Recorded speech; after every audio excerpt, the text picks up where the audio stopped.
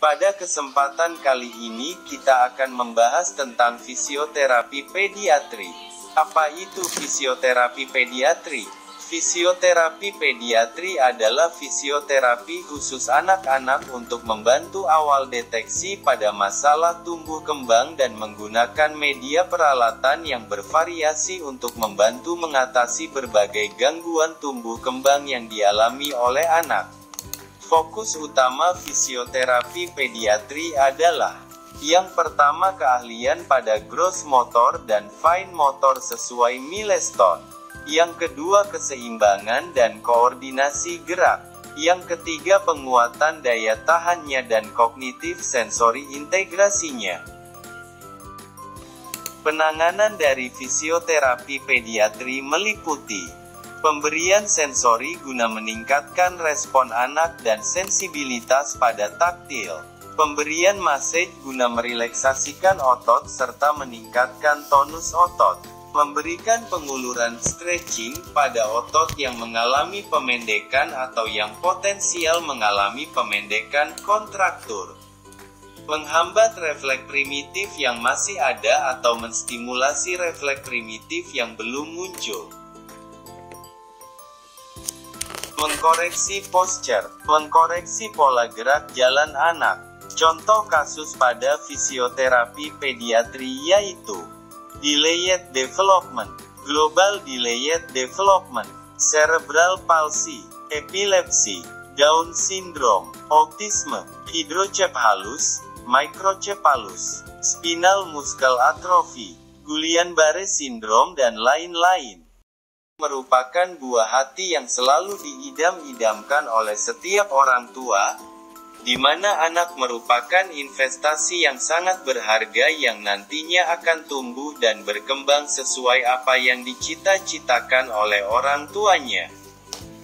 Maka dari itu orang tua sangatlah berperan penting dalam masa tumbuh kembang anak, sejak dari dalam kandungan sampai tumbuh menjadi dewasa.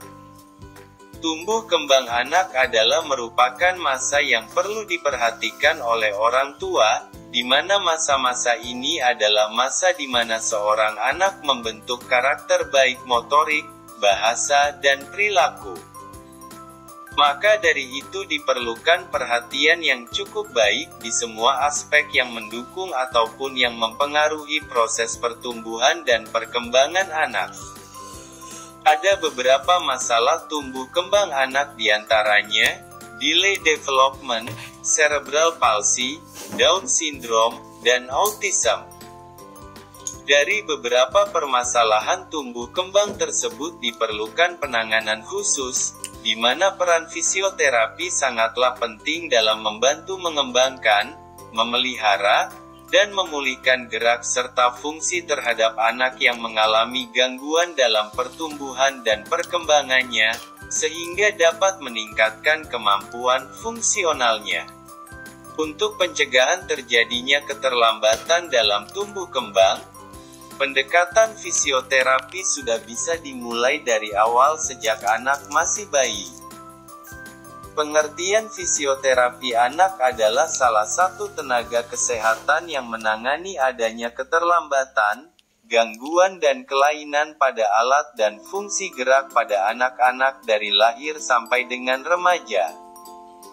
Fisioterapi anak mulai berperan melalui pijat bayi baik terhadap bayi normal ataupun prematur dan juga sampai screening test terhadap tumbuh kembang si bayi yang tujuan utamanya adalah untuk mengetahui apakah bayi tersebut mengalami gangguan secara motorik kasar, motorik halus, perilaku sosial, dan bahasa yang disesuaikan dengan usianya. Perkembangan anak dapat dilihat melalui 5 aspek yang terdiri dari motorik kasar, motorik halus, pengamatan, bicara dan sosialisasi. Dari kelima aspek tersebut yang dapat dilihat secara holistik menyeluruh, contohnya, anak usia 4 bulan, saat tengkurap dan di depannya diletakkan mainan, anak harus sudah mampu menumpu dengan lengan dan siku yang menekuk. Hal ini merupakan motorik kasar. Anak mampu bermain dengan kedua tangannya. Hal ini merupakan motorik halus. Jika diberikan mainan, anak memperhatikan mainannya. Hal ini merupakan pengamatan, dan sesekali bermain bibir sambil mengeluarkan air liurnya. Hal ini merupakan bicara. Ketika digendong dan diajak bicara oleh ibu, anak mampu tersenyum pada ibunya. Hal ini merupakan bersosialisasi. Anak usia 8 bulan mampu duduk sendiri menggenggam mainan dengan seluruh permukaan tangan. Ini bagian motorik halus. Kemudian mengambil posisi onggong-onggong sambil bertahan ketika mengambil mainan. Ini bagian motorik kasar. Ketika mainannya terjatuh dari atas meja ke bawah, anak mampu memperhatikan mainan yang terjatuh. Ini bagian pengamatan. Anak mampu mengeluarkan suara bubbling seperti ma, pa, da, da. Ini bagian dari bicara. Saat bermain cilukba, anak sudah mampu merespon dengan tersenyum atau tertawa. Ini bagian dari bersosialisasi. Anak usia 12 bulan mampu berdiri sendiri dan berjalan sambil berpegangan tangan. Ini bagian dari motorik kasar.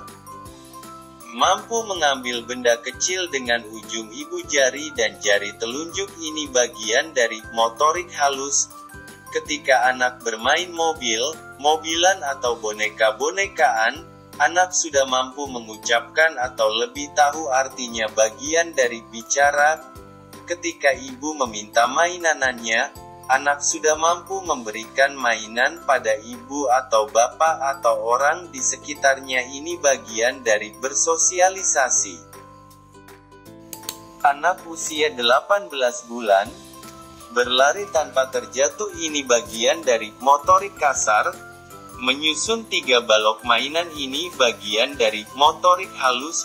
Anak sudah mampu memasangkan gelas dengan tutupnya. Ini bagian dari pengamatan. Anak sudah mampu diajak bicara dengan mengucapkan 10 kata atau lebih dan mengetahui artinya. Ini bagian dari bicara.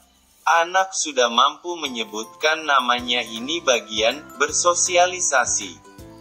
Anak 24 bulan bermain melompati garis ke depan. Ini bagian dari motorik kasar.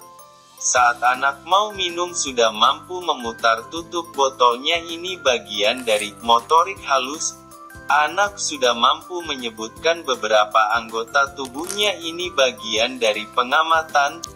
Ketika ibu bertanya, anak sudah mampu menjawab dengan kalimat yang terdiri dari 2 suku kata. Ini bagian dari bicara. Anak sudah mampu meniru kegiatan orang dewasa seperti mencuci sepatu, mencuci baju. Ini bagian dari bersosialisasi. Dengan pendekatan fisioterapi sejak usia masih bayi, sehingga secara motorik, baik motorik halus maupun motorik kasarnya sudah disiapkan untuk menghadapi proses tumbuh kembangnya ke depan, dan diharapkan bayi tidak mengalami keterlambatan dalam tumbuh kembangnya.